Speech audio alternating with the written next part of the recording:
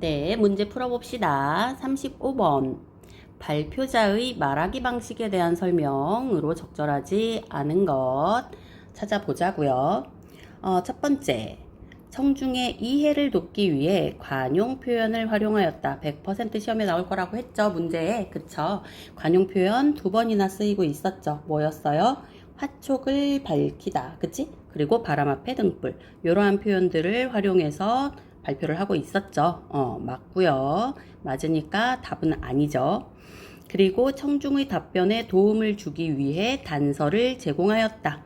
청중의 답변에 도움을 주기 위해서 물어봤죠. 물어보고 애들이 너무 모를 것 같으니까 제가 뭐라고 그랬죠? 힌트를 줬다고 했죠. 그쵸?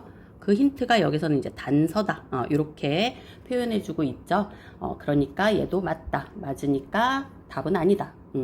그리고 발표 내용의 신뢰성을 높이기 위해 신뢰성 하면 전문기관이나 전문가의 말 인터뷰 뭐 이런 거죠.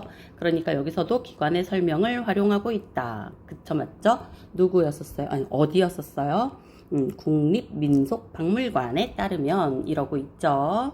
그러니 맞고 그래서 얘도 답은 아니고 네 번째 보시면 발표 내용을 분명하게 전달하기 위해 준언어적 표현 그치 아까 너무 티나게 준언어적 표현이 보였었죠 그쵸 큰 소리로 또박또박 그치 그러니 활용하고 있다 너도 답이 아니다 그럼 마지막 청중이 발표 내용을 듣고 잘 이해했는지 확인하기 위해 질문을 사용하였다 이 친구는 질문은 많이 해요. 그쵸? 질문을 많이 하고, 의사소통을 하기도 하고, 그리고, 자문자답 하기도 하고, 하지만 그러한 질문의 내용에 있어서 잘 들으셨나요? 이해하셨나요? 이러한 질문은 없었습니다. 그쵸? 그러니까 답은 5번이 된다. 오케이. 이제, 아까 본문과 많이 활용이 되었던 36번 문제 가볼게요. 다음은 발표자가 제시한 자료이다. 발표자의 자료 활용에 대한 설명으로 가장 적절한 걸 찾으라고 하네요. 이번에는 낯설다 그치? 여튼 보시게 되면 우리 지금 아까도 굉장히 이제 강조를 해드렸지만 자료 1이냐, 자료 2냐, 자료 3이냐 구분하셔야 되고요. 그 자료 1에 있어서의 내용, 2에 있어서의 내용, 3에 있어서의 내용, 그리고 거기에 기억이 되는 건지, 니은인지, 디귿인지, 리을인지, 미음인지 구분을 해주셔야 돼요. 그러니까 3박자가 맞아야 되는 거예요. 자료 1, 2, 3 맞았느냐, 그리고 내용은 맞느냐, 그리고 거기에 맞게 부호가 들어가고 있느냐 그쵸? 그래서 지금 자료 3 같은 경우 자료 2 같은 경우 내용이랑 자료 2까지 다 맞았는데 니은에 관한 얘기였는데 디귿으로 써 있는다든지 이러면 걔도 적절치 못하겠죠 그쵸? 그러니까 세 가지를 다 확인하셔야 합니다 그러면 가볼게요 1번 보시면 자료 1은 촛불의 빛이 불후리에 미치는 영향을 설명하기 위해 기억에 제시하였다. 딱 보면 되게 맞는 말 같잖아요. 그쵸? 되게 맞는 말 같아. 왜? 자료 1도 맞고, 내용도 맞는 것 같고, 기억도 오케이. 그럼 적절한 거. 1번이 답이네.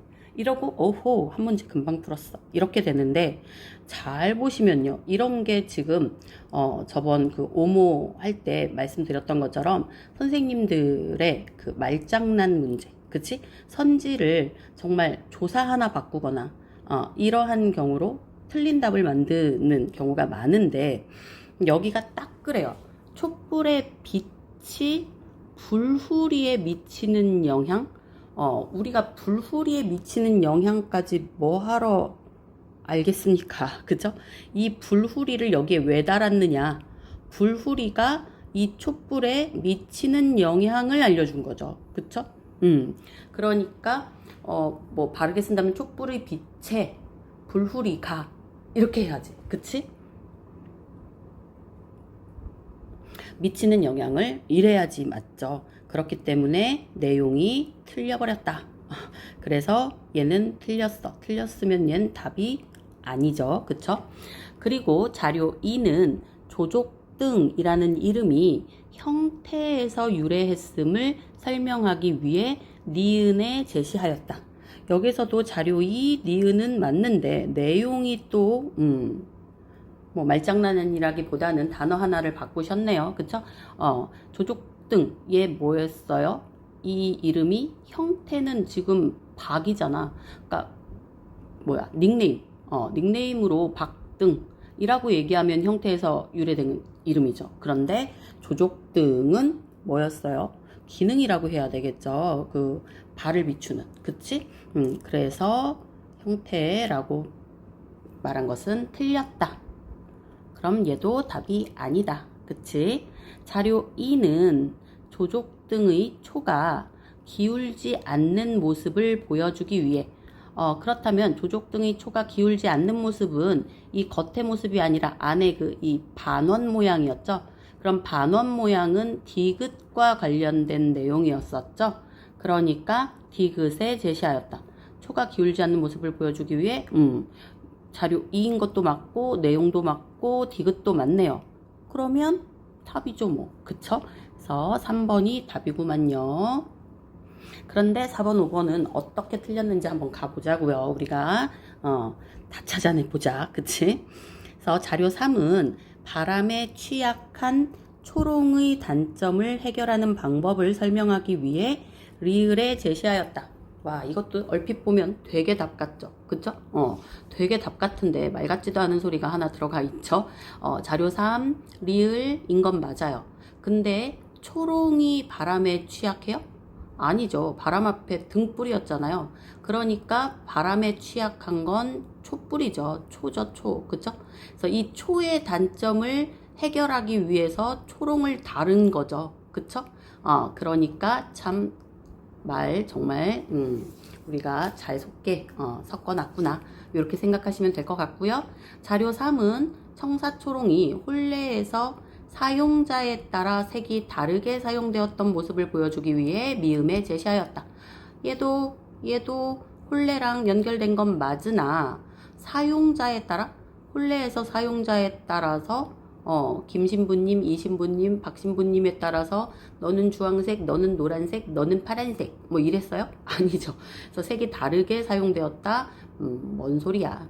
그냥 초롱이, 청사초롱이 남자는 붉은색, 여자는 푸른색 이렇게 두 가지를 합해서 조화롭게 잘 살아라 라는 의미로 뭐 이렇게 쓰였다. 뭐 요 얘기를 하고 있었죠. 그래서 답은 3번. 우리 잘 찾았죠. 이제 37번 가봅시다. 발표자가 사전에 청중을 분석하여 발표에 반영한 내용으로 적절하지 않은 것. 그치, 우린 이런 게 익숙하죠. 적절하지 않은 거. 근데 37번 굉장히 뉴 스타일이네요. 그죠? 색다른 스타일로. 지금까지는 이제 뭐 학생들이 이 발표를 듣고 뭐 느낀 것에 대해서 뭐 이런 거였잖아요. 그런데 이번에는 발표자가 발표하기 전에, 사전은 딕셔너리가 아니고 일하기 전, 그러니까 발표하기 전에 듣는 그 청중을 분석한 거야.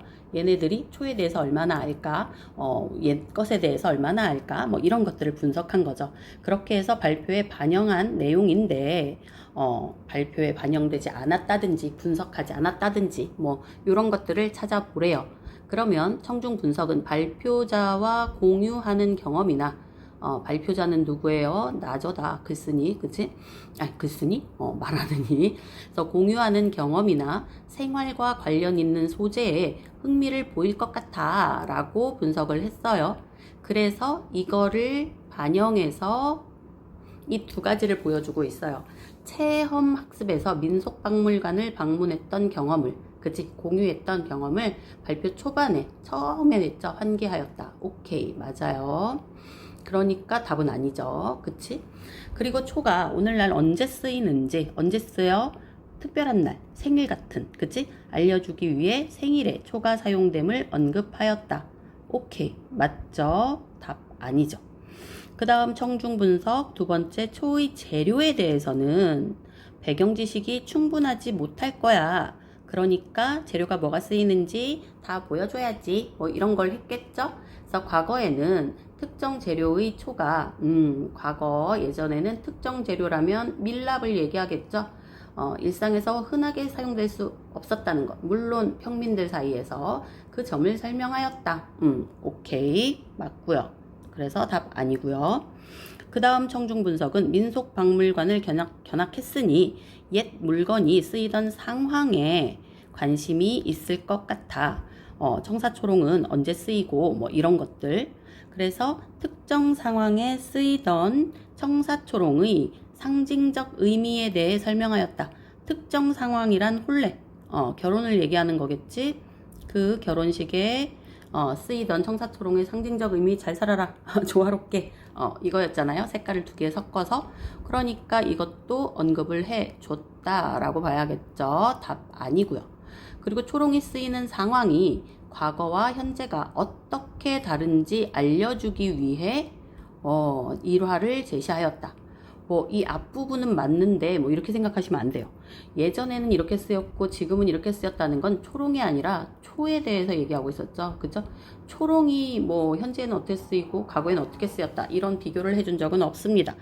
거기에 심지어 일화까지 에피소드까지 말 같지도 않은 소리죠.